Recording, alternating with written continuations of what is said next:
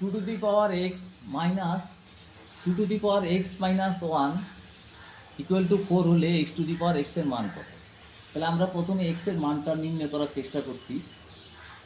Two to the power x minus two to the power x minus one equal to হচ্ছে four, or two to the power x minus এটাকে আমরা গুণ হিসাবে যদি লিখি two to the power x into two to the power minus one equal to হচ্ছে four, or two to the power x minus two to the power x into one by two equal to হচ্ছে four. Two to the power minus one মানে হচ্ছে one by two.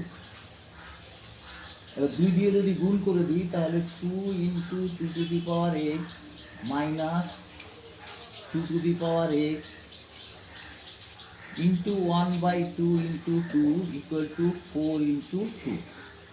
তাহলে two two কেটে গেল, তাহলে দুই থেকে একটা two to the power x minus হবে, তাহলে two to the power x equal to হচ্ছে আট, or two to the power x equal to আটের পরিবর্তে আমরা লিখবো টু কিউব।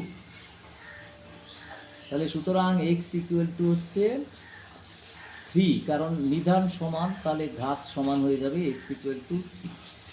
এখন তাহলে x to the power x equal to হচ্ছে three to the power three, মানে হচ্ছে 27।